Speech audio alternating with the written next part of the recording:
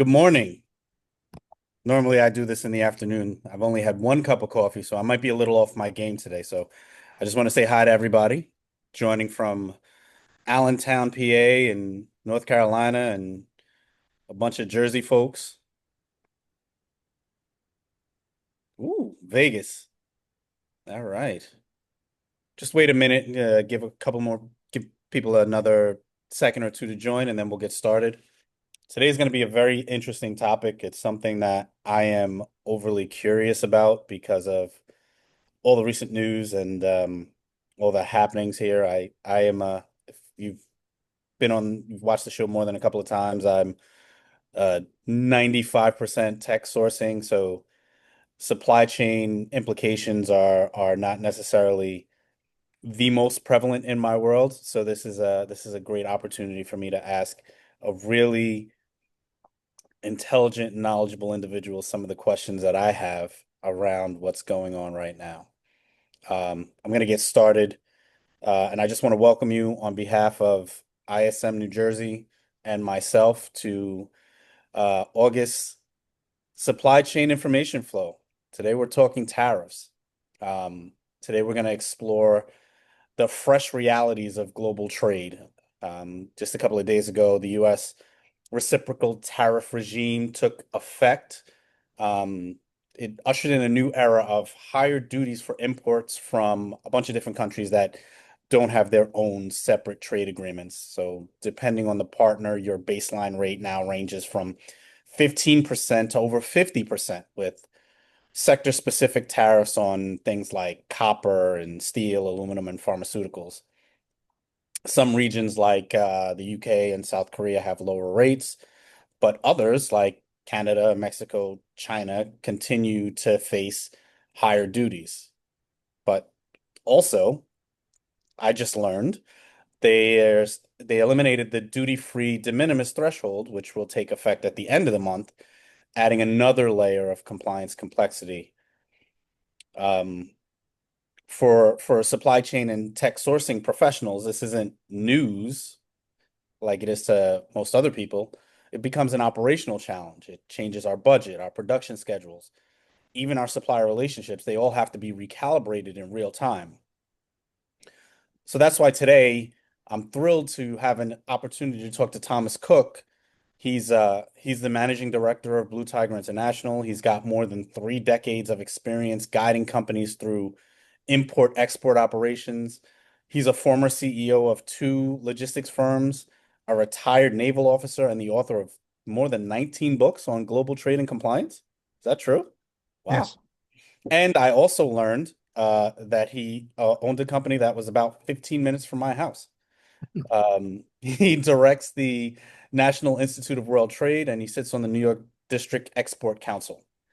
He's helped large organizations and small navigate trade turbulence, and he's here to share some actionable insights on how we can adapt to these tariffs and to prepare for what comes next. Tom, thank you so much for spending time with us, and preparing to educate all us crazy sourcing folks on how we can adjust to these wild and changing times. Thank you so much for taking time with us. I appreciate the kind introduction and look forward to having a really good, robust conversation. One of the things that you may want to let me start out with is to kind of explain what Trump's end game here is in terms of these tariffs that he's pushing out the door every day. I would love to hear that. Please do. So a lot of companies, particularly large ones, engage us to watch very carefully what happens all around the world relative to trade. So obviously, once Trump took office in January, watching what he does has become part of our responsibility. So I have two analysts on our team that watches the president and watches the administration very carefully. And from that, we kind of deduct some rationale that we have to provide to our clients. So Trump believes that China specifically is a threat to the United States militarily, politically, and economically. He also believes that the entire world, for the most part, has taken advantage of the United States in the trade relationships that we have with them. And you hear this term reciprocal tariffs. What he's talking about is the fact of what we charge in a tariff rate when we buy goods from various countries around the world as compared to what we pay when we sell goods to countries around the world. And a good example of this would be BMW, if they manufacture a BMW in Germany and then sell that to the United States, when that good passes through the border, there's a 2.5% duty rate on that car, which is why we see a lot of BMWs all over the United States. And BMW also has a manufacturing location here in the United States as well.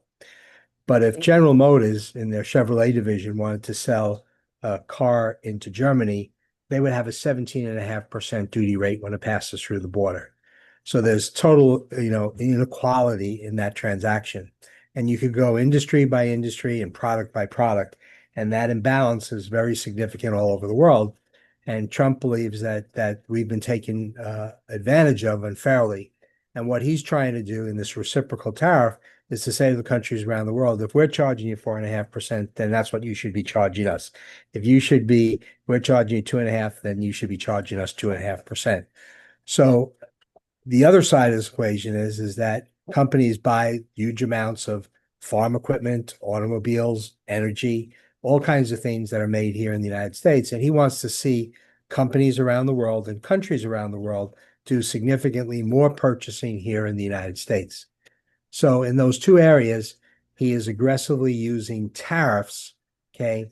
And under IEPA, the International Economic Powers Act, he believes he has the authority to independently go after all these countries around the world one by one, okay? And use tariffs as a negotiation strategy. The end game is not to get more money into our treasury, which is a side benefit.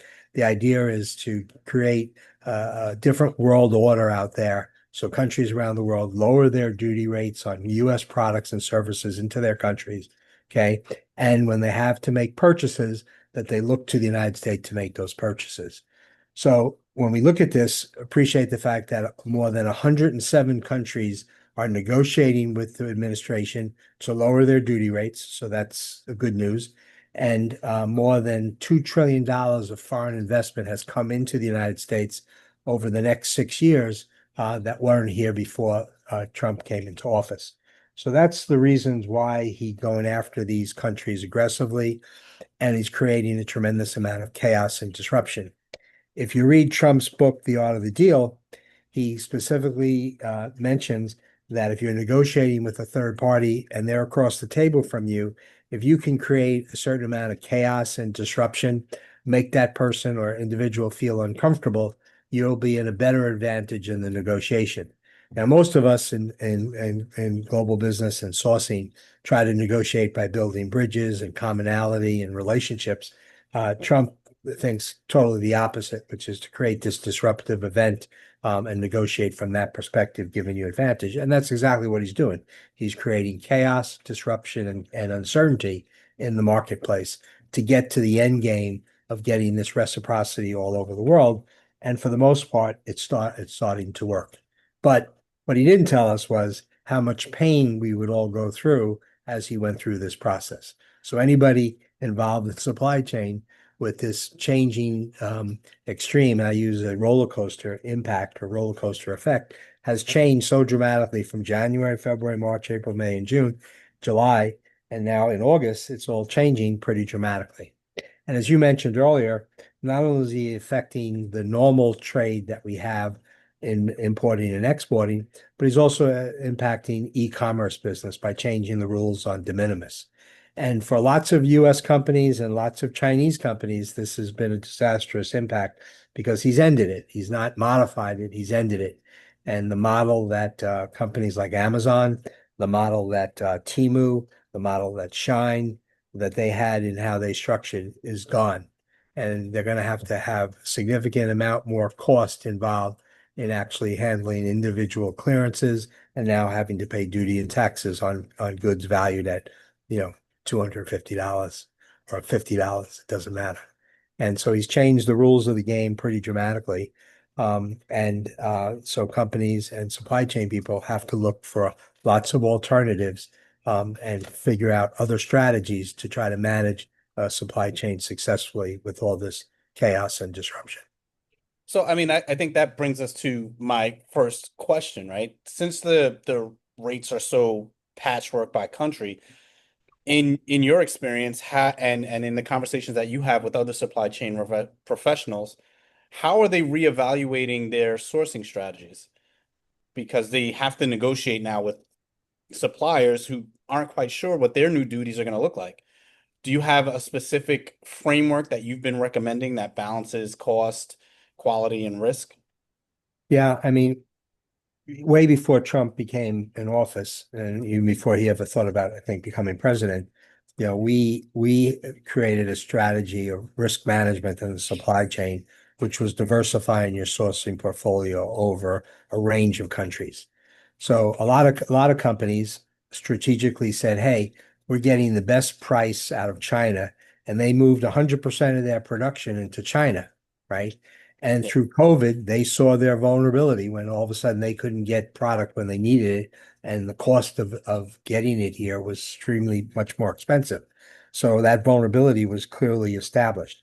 Companies that said, okay, I'll take advantage of the lower cost manufacturing in China for maybe 40% of my production, but let me take 25% and put it in Malaysia, maybe 25% and put it into Vietnam or South Korea or Taiwan, so that I could diversify so that any one particular event that might occur would not greatly impact our supply chain. So we've been developing this risk management strategy for a long time.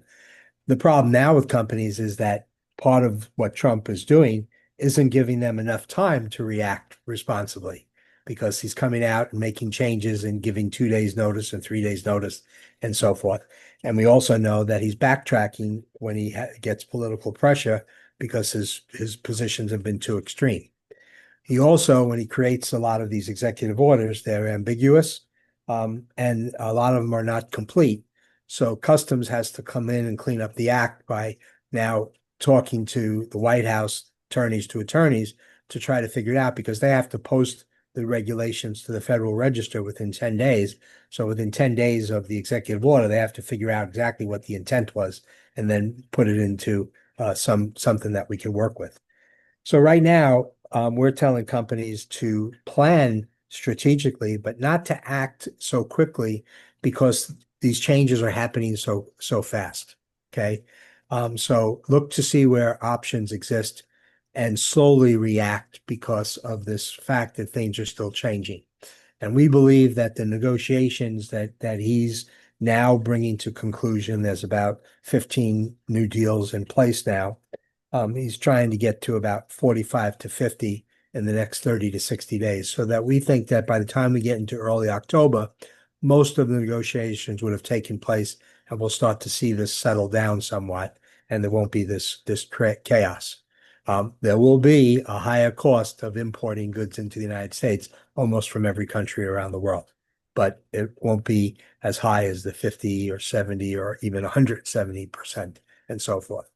And you also have to look very carefully at the executive orders because in some cases, he does provide exemptions for particular products that are critical to the United States. So an example would be in the restrictions on China, exempt from that are critical minerals and rare earth metals and things that we need and we can only get from China. So there's an exemption. Brazil, which he hit now with 50%, all due to political reasons, um, he's exempted orange juice. The United States consumes more orange juice than we can produce, so we import almost 50% of what we actually need, and it all comes from Brazil up in concentrate because they're the second largest producer in the world, second to the United States. So orange juice is exempt because of how critical it is to the U.S. economy. So you have to look at the executive orders and see where there are exemptions that apply. And when there's particular pharmaceutical products, medical products, rare earth metals, critical minerals, certain industrial products that we can only get from certain countries, there are exemptions in place. But it still covers a huge range of products that we do import into the United States.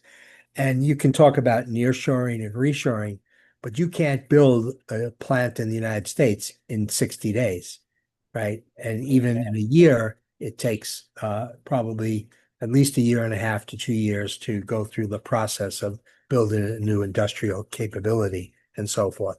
So companies that reacted in his first administration, seeing what was coming, um, they have repositioned. And the number that the Department of Commerce uses is that between 6 and 8% of manufacturing that was overseas has now come back to the United States. Um, Are there particular industries or product categories that you see um benefiting the most from nearshoring? Like, the automobile industry for sure. Um, Most of the car manufacturers assemble now in the United States. The foreign companies like a Toyota and a Honda, Mercedes, BMW, and so forth, they do their work here in the United States assembly, and they use foreign trade zones successfully, which gives them a tremendous value in reducing the duty on the merchandise as well as deferring it for a longer period of time, so providing actually, what's I'm called sorry. tariff conversion. So I I'm not sure if everybody knows what a foreign trade zone is. I don't know what a foreign trade zone. Can you explain what a foreign trade zone is in the US? sure. How it mitigates tariffs, how it mitigates the uncertainty, and maybe provide a quick case study? So foreign trade zones are a geographic location in the United States for warehousing, distribution, or manufacturing or assembly. So it's physically located in the United States. But once you get the FTZ designation, you sit outside the US economy. So the first benefit to foreign trade zones is that when goods get imported into a foreign trade zone, there's no obligation to do a customs clearance and therefore no obligation to pay duty. So the first benefit that you get in a foreign trade zone is that if you're doing distribution or you're doing manufacturing or assembly, the time you import that merchandise, okay, there's no obligation to pay duty until it exits that facility, and you have an unlimited amount of time that you can keep it in there before it exits. So let's say a company now brings it into the United States 6 months after it arrives. It now has the cash flow advantage of 6 months of not having to pay that duty, right? So that's the first advantage. And with some of these significant increases in duty rates, that could be a huge advantage. Yeah. Okay. Secondly, is if in that from that facility they export the goods, let's say to Canada or Mexico, where they're doing North American distribution from a US location, there's no obligation ever to pay duty because the goods would never have entered the United States. They're just passing through that warehouse or that facility to end up in Mexico or Canada, Caribbean, or wherever you're shipping to. If we do manufacturing and assembly, we can also get what's called tariff inversion. So the best example is if we look at BMW's facility that we were involved with in developing their FTZ in the early 1990s in Greer, South Carolina. If BMW sells a US car in the United States that's made in Germany, when it comes into the United States, they pay a 2.5% duty rate. So they decided for the whole Western Hemisphere to manufacture cars in the United States to deliver to the whole Western Hemisphere. So they import parts and components, tires, engine blocks, transmissions, electronic components from all over the world that goes into Greer, South Carolina. And when those goods pass through the border, there's no obligation to pay duty. Now, those duty rates can average from about 4.5% to as much as 10.5% for these parts, components, and raw materials. Okay. They now get the ability of duty deferral coming into the facility. They're now used to assemble the product, which is now a car. Okay. And when that car comes out, let's say it's worth $50,000. If it's imported from Germany, they pay 2.5% on $50,000. When it comes out of the foreign trade zone, they pay 2.5%, but only on 25,000 because the other 25,000 is US value add, labor, overhead, cost of manufacturing, domestically sourced products, and value add technology here in the United States. So they're now bringing in that automobile at half the cost than they did if they exported Right. from Germany. And appreciate the fact that in that facility, just to give a representative, when we set that up in the early 1990s, it was a 80,000 square foot facility with 700 employees. Today, it's a 3 million contiguous square foot manufacturing location with over 10,000 employees. And it's made South Carolina the largest export state from the United States because most of those cars are moved to Mexico, Canada, Latin America, Central America. They're exported from there. If you go to the ports of Charleston and Savannah, Jacksonville, and Norfolk, all you see is BMWs lined up to go out on ships to these places.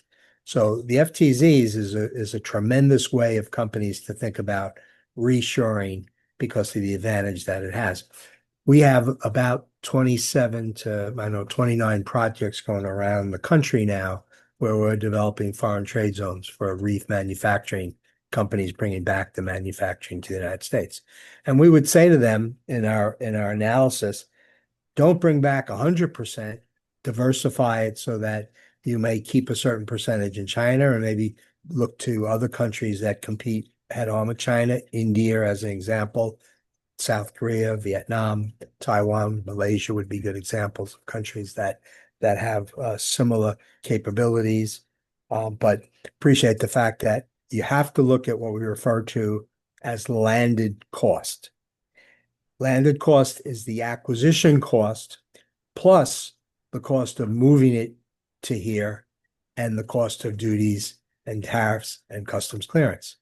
So while the landed cost, the acquisition cost might be cheaper in China, the landed cost might be very, very much competitive from these other countries because the duty rates are much lower. So you mentioned that you're working on 29 different projects. I'm imagining these are 29 wholly unique organizations that are looking to do nearshoring work. When you parachute in, you're working with logistics, procurement, finance, probably sales as well, right? And Um, and the C-suite because they yeah. have to allocate funds. So we're working with the C-suite in these things as well. So let's say we don't have a Tom Cook, right? How can we, as supply chain leaders, create this cross-functional collaboration, knowing that we may not have C-suite thinking about that right now? Um, we want to make sure that tariff strategy and compliance are integrated into the business planning. How do we make sure that it's not siloed? Like, what's your recommendation as a supply chain person who has to influence rather than having authority to get this in the lexicon? Our experience is that most of the supply chain executives we deal with, and if you took it the silos of sourcing, purchasing, logistics, right? Distribution, demand planning, all these functions of it, that the people who tend to silo in each one of those categories work within that silo and don't cross function with the other silos to make a more collaborative process because we do supply chain assessments. And when we go in, we talk to the people running these silos and we ask questions like, how do you collaborate with purchasing or sourcing or logistics or demand planning or warehousing distribution? In many cases, they don't. And I think it's a weakness that we generally have in most organizations is that they're not collaborating as well as they should be. And I also believe that because of the side of the disruption, people are so intensely involved with dealing with the daily activity of trying to buy things, source things, move things, inventory things, customer service, all these factors, that they don't have the bandwidth to also see where else and what other options they exist. So I think that there's really a place for companies like ours, and there are other companies who do what we do that help support these companies to think a little bit differently out of the box as to what their options are. And one of the advantages of using consultants is the purpose that you bring what we know has worked for like in other similar companies. And as long as it's not proprietary, we can use that in somebody else's additional model, right? So as an example, you asked for a case study, is that we have an account that we started working on last October, and we're now finished with the project. And this was a bicycle company in San Diego, and they imported $100 million worth of finished bicycles into the United States every year. Okay, huge, nice size business and so forth. So what we did was we created a foreign trade zone at an adjacent facility to their corporate offices. And instead of them purchasing a finished bicycle, we had them buy the parts and components from various suppliers around the world. So they bought the handlebars, the wheels, the spokes, the seats, all the different paraphernalia you need for a car. And they now imported those into the foreign trade zone, no obligation to pay duty when it comes in. And their people now assemble those bicycles. They're not really manufacturers, they're assemblers. But assembly is what's allowed as well in a foreign trade zone. So when they bring that bicycle out now, they bring that bicycle out at a lower cost, lower landed cost when they, as compared to when they were buying it, okay? Because all the cost of labor, the overhead and materials is extracted from that price, okay? Plus, they realized that the companies overseas were doing the assembly and putting a margin onto that and then selling it to them. Yep. They did away with that margin by bringing it into the United States themselves, right? So another savings opportunity there. And the cost of the bicycles as a finished product was less than it was for the parts and the components. So they got that tariff inversion benefit in that manufacturing. So you took a medium-sized company, and they now are saving in the neighborhood of about $3.5 to $4 million a year against about an additional $150,000 of FTZ expense. Is this what you call tariff engineering? No, no. Tariff So engineering is totally something different. Tariff engineering is specifically manipulating how a product overseas is manufactured so that you can change the harmonized tariff number and therefore obtain a lower duty rate.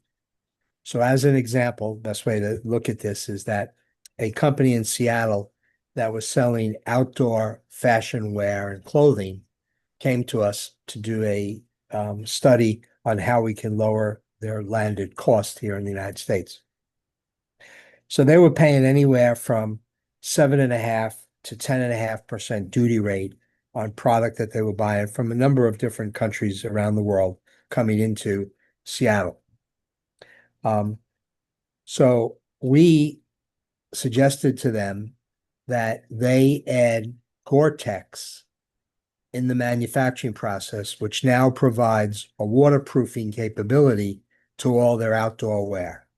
So their marketing people thought this was great because it made them differentiate themselves from competitors, okay, with this quality. It added on about $80 million worth of purchasing, it added about $1.5 million of additional expense, but it changed the HTS number and lowered the duty rate down to 2.5%. And so there was about $4.5, $5 million worth of savings, okay, by engineering the product differently, getting a different HTS number because of that quality, and therefore now paying a lower duty rate. Everything else is the same. Acquisition costs are the same, but they're paying a lower duty rate because of the fact that they've changed the nature of that product. And a lot of food companies, a lot of chemical companies, pharmaceutical companies can do exactly the same thing by changing the ingredients. Okay. They can then change how something is classified and therefore obtain potentially a lower duty rate. So could a company do that themselves? One, they'd have to have the knowledge and the information to know that this is even available, right? And they would have to know how that you have to approach customs to make sure that what you're doing is legitimate, right? Um, and so there's a whole process that you have to go through. And that's why I think the consulting world has value here because they handhold the companies through that process. Once they've learned how to do it, then I think there's a process that they can become independent, and then the next project or the next commodity or different aspect of the supply chain that can handle differently.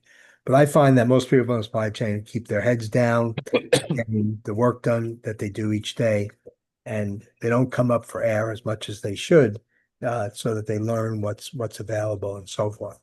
And attending the events, this is an ISM event. ISM has an annual event every year. Council of Supply Chain Management Professionals, the Association of Supply Chain Management Professionals, right? Three major organizations that deal with supply chain. Um, People got to go to their annual events because that's where you learn about what's going on in the industry. You attend the meetings, you walk through the halls where they have people and booths and stuff selling their wares and products, but they're telling you what's contemporary, what's out there that's available, right? I So, agree. right, As someone on the board for uh, ISM, right. definitely agree. So that has to be done. A lot of times we'll be in meetings and we'll be at the C-suite level with the management team involved, and the C-suite will turn around to the VP of operations or the director of logistics and say, why are we just hearing about this now? Right? As an option, right? And it puts a little bit of difficult situation, but I'm more sensitive to it because I know that that person works hard and works every day getting things done, but just may not be aware of some of the opportunities there are for savings, right? So what about technology and the big buzzword AI, right? Are there any, because the rates and classifications change regularly, I would think stuff like generative AI for automated classification and reclassification or predictive analytics for scenario planning, like I think those things would help supply chain professionals to improve accuracy and agility. Do you have any practical first steps? Sure, Um, sure. Um, we're engaged by a lot of companies to help them source products around the world. They'll come to us and say, listen, a perfect example would be we need to reduce our dependence on China or get out of China. Where else can we go? Right. So we have access that we've purchased to various data agencies that provide us with trade data of where companies are buying and selling from different products. And they all manage their data through the harmonized tariff number, the 10-digit classification of the products that's nationally recognized, internationally recognized. So once we get a download, we might have 10 million bits of information that's available to us. We now use AI. We put in an algorithm to ask us, here's the parameters of what we're looking for. We're looking for this particular product in this particular trade lane, these particular quantities of value. And it will now, AI will do what a human being was doing that might take them a week to survey this data to pull out that. We could do it within a few hours. AI pull out that data and give us a spreadsheet that says, here are the countries that dominate the manufacturing of this product. And here's who they're selling it to. And other questions we might ask if it's a commodity, we might get their pricing information that's available, their volumes, costing models we might be able to extract from the data. And appreciate the fact that every country, including the United States, has a census bureau that's capturing this data of import and export activity. So you have to know how to tap into that data. Getting the data is one thing, but sorting through it is another. And AI is helping us to sort through it in a very expedited and much more targeted way. So we use it every day in our sourcing operation. okay. Another example is there's a program called Drawback. Drawback says to a company, if you've imported something and you've paid duty on it, and now you've exported that product, you go back to customs and claim back up to 99% of the duty paid. It's called drawback. But you have to provide to them evidence to show that the goods were actually imported and they were actually exported. So you have to have a documentary backup of bills of lading, commercial invoices, and so forth to show that, right? So a lot of times when we get the documentation, it's not readable, okay, or it's a photocopy that went awry, okay. Um, we run these through AI platforms now, and the AI can extrapolate to us the information we need from the documentation, which when we look at it, eyeball it, it won't tell us what we need, but AI can interpret it very differently because it can survey an entire file and say, here is the quantity that's used, here's the price that was paid, here's where it moved from and to, and move that information to an Excel spreadsheet for us. So, in our drawback division, they use AI now in a lot of cases to help them collect the data necessary to present to customs to get a refund for our clients. So we're supply chain professionals, right? We're gonna pivot a little bit. Um, and in the supply chain, normally it's long tenured relationships. We worry about cost, quality, blah blah blah. But with your role as the on the New York District Export Council, you tell people to build resilient trade relationships. What qualities should we be looking for when we are selecting and developing suppliers in this new high tariff environment? And how can like these some of the SRM tools help us monitor their performance and compliance? I think one of the observations that I've made, and I've written about this in my book, which will be coming out next month, actually my 21st book.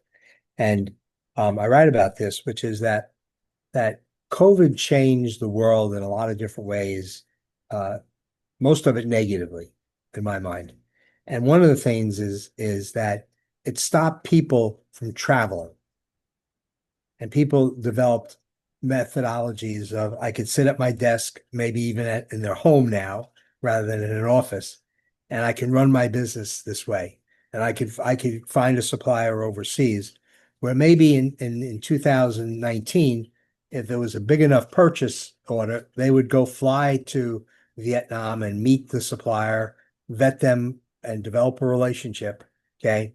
And I don't see that happening as much anymore. People are trying to run their businesses from their offices, from their homes, Yeah. and not establishing the personal rapport with their vendors, suppliers, customers, and so forth. It's also on the sales front for customers, people selling. It's the same thing. And we've gotten very complacent and comfortable in trying to manage things successfully from our desk or our home. And I think the negative of that is that it's eliminating the personal relationship that develops. And listen, challenges are going to occur in every relationship. Problems happen. Okay. You're never going to have something that just runs perfectly smooth. And it's sometimes what gets you through those relationships and those problems and those challenges is the relationship, right? When you can talk to somebody through a problem. And so we think that that's a thing that's missing today, and we're encouraging more people to get away from their desk, visit their customers or visit their suppliers, and redo that supply. Now, you can't do that with every one of your suppliers, but we are a big proponent of tiering your suppliers. You should have tier one, tier two, and tier three. Tier one suppliers should be the 80-20 rule. 80% of your spend is in 20% of your suppliers. That's tier one, plus any supplier that has a very critical, important sale to you.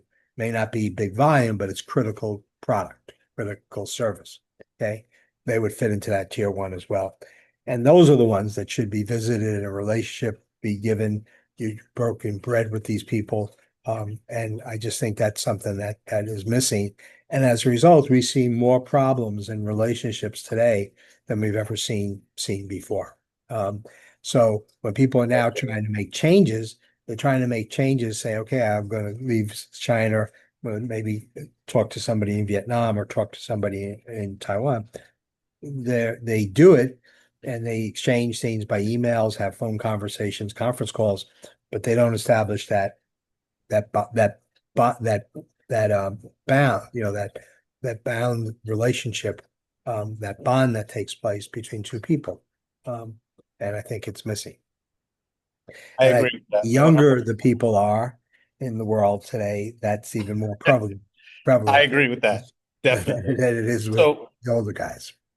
we had a question. We had a couple of questions come in Sure. to the chat. So the first one was from Cheryl. Doesn't this new tariff-laden world really require those silos to collapse and these leaders to collaborate across the organization? Absolutely. Absolutely. One of the things that we do in a supply chain audit at the end of the day is we get all the silos in a room and bring them together and explain to them how they can collaborate, give them examples and show them how that will impact their bottom line effectively, right? We work with senior management in the C-suite to lead these people to do these things because that's really where the failure is. It's a C-suite that's gone quiet. Okay. C-suite needs to make sure that there's a collaborative effort with all the silos. They're not going to do that independently. Okay. They need to be drawn into that circumstance. So it's definitely a big issue. And I can tell you that the best well-run companies are the companies that all the silos are aligned. They're rowing the boat in the same direction. They all know their role in the supply chain and they work collaboratively with each other. And they have each other's back. Yeah, That's very important. And that's another thing about remote working. It's tough to develop those relationships internally when you're 80 miles away. this is true. The second question, if you could give President Trump some words of advice on getting the tariff war resolved, what would they be? Well, he's not listening to us. I sit on the National Association of District Export Councils, and I'm part of a lobbying group. I also sit on the National Association of Foreign Trade Zones, and some other trade organizations. And where he is not listening to us. That's unfortunate. And to me, my biggest concern is that he has a much smaller circle of people advising him, and he's not even responding to the pressure from the Senate and Congress that's trying to maneuver him. But the biggest thing that I would say to him is that I think his goals are meritorious to get lower duty rates for U.S. products, to get more investment in the United States. I think these are great goals to have. I would just tell him that he's got to do it with less chaos and less uncertainty. He's got to give more time to supply chain executives to react, and there's nothing wrong with him giving 6 month notice to say, here's what I'm going to do, and then giving 6 months to a supply chain executive to prepare for an event that's going to happen, rather than giving these 2 or 3 days. But in truth, I would say to you that even if I had a chance to speak to him directly, I don't think he's listening. I believe that he really believes that this disruptive, uncertainty, chaotic event is a strategic methodology he's using to achieve what he wants to do. I just believe he believes that. You read his book, you could see this is how he thinks. This is the way he negotiates. All right. We've only got a few minutes left, so I'm going to ask you nerdy tech questions that I want to know about. We in tech sourcing, we have to balance compliance with innovation. Um, and because tech sourcing sometimes involves getting cutting edge hardware and software, they have to meet these crazy export control rules. With the new reciprocal tariffs and the de minimis rules that you brought up, what are some best practices that tech procurement teams can follow so that we ensure that we're compliant with all the rules, but we don't stifle innovation or delay product launches? Well, the size of the company and its financial condition has a lot to do with this, but most of the tech companies that we work with, and we work with some of the larger ones, and I would say also small mom and pop operators as well, is you either have to have somebody who has as their role defined as trade compliance manager, or a certain portion of their time is spent as trade compliance manager, right? You have to have somebody who is reading the rules and regulations, has a relationship with the Bureau of Industry and Security in Washington and U.S. Customs on the import side, so that they know who they could talk to when they need an interpretation or they need a ruling. Um, and that becomes a critical factor is really having it. And there's an association called the International Compliance Professional Association, which we're a strategic partner with, that's based in Dallas, Texas. And anybody who has compliance as an issue should be involved with that organization because they have a whole tech section and they have specialists that come from industry to talk at 4 or 5 events a year that they run. And my team, we attend these events very specifically because we learn from these people who work for, companies like NVIDIA or Apple or Microsoft, and this is their full-time job, and they're educating us and sharing their knowledge and experience and how they navigate the rules and regulations and so forth. So you have to have outreach. You got to have a tremendous amount of information. And the reality is that the rules change every day. So it's not something that just because there's a restrictive on exporting a particular technology to this country today, that doesn't mean tomorrow it's not lifted or it's modified, right? Or the reverse, which is it's available today, but it may be restricted tomorrow, right? So you have to have somebody who not only understands the rules and regulations overall, but is in tune to the changes that are made as they occur. Okay. And you have to have somebody really that pays attention to it. A lot of companies outsource that to us. I have two people who do specifically export controls for technology. So some companies just made a decision that they outsource it rather than have the expertise in-house.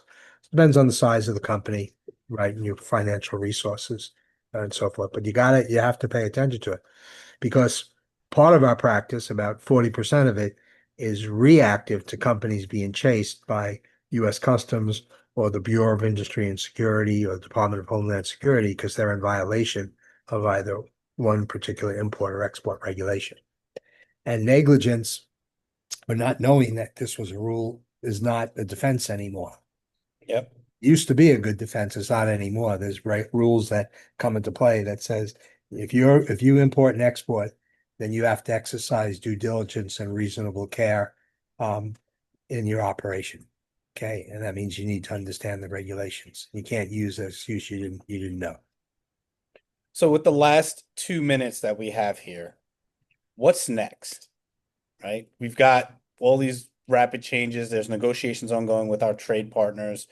What scenarios should us in supply chain map out for the next 12 to 18 months? And how do we turn these policy shifts into strategic advantages? Of the 107 countries that are negotiating, there's 15 trade deals that are now in place. I would be focusing on those 15 countries now where the trade deal's in place. And if I'm watching it, there's another 5 or 6 countries which will fall into place hopefully by the end of August, if what the administration is saying is true. Um, so there'll be about 20 countries, and those will be the countries that negotiated successfully. We have a fixed rate of tariff. They're making the investment in the United States. They've lowered duty rates and so forth for us. So I think that China is a major problem, and I'm not for eliminating China. I use the terms reduce your dependence on China.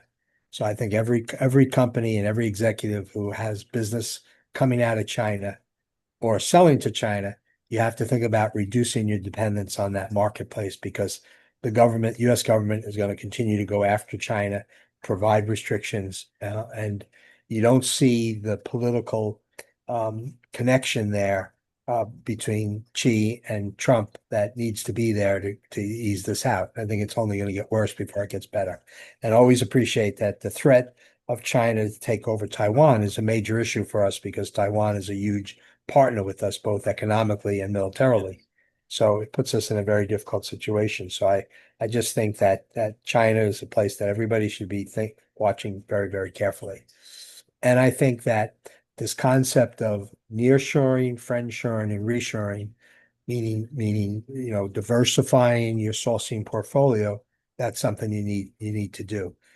That tier one group, right? That 80% of my spend and 20% of my suppliers, those suppliers should be diversified portfolio and don't have dependency on any one particular supplier for somebody in that tier one group. Have multiple options. And if you're looking where else you could go, look to the 15 to 20 countries that we have a successful negotiation with that are already in place.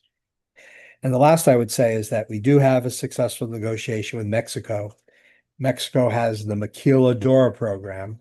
The Maquiladora program is specifically designed for U.S.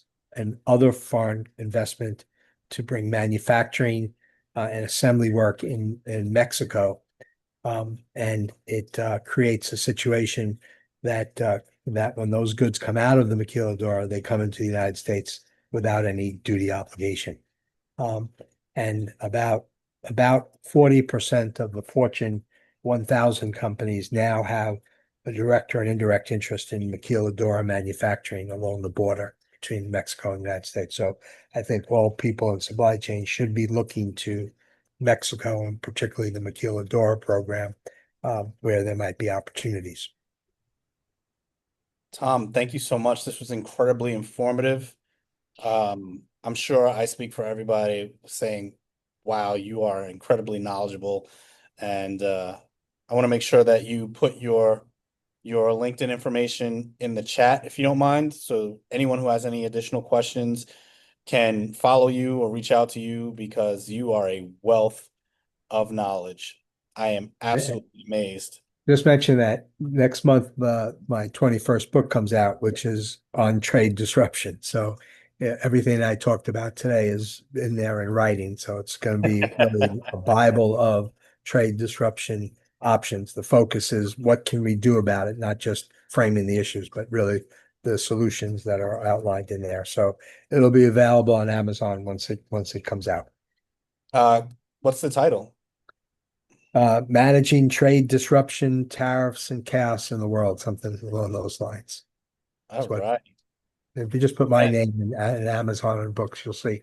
And I have all the other books too that are available there that take apart importing, exporting, foreign purchasing, sourcing. There's each silo of supply chain has a book attached to it. excellent.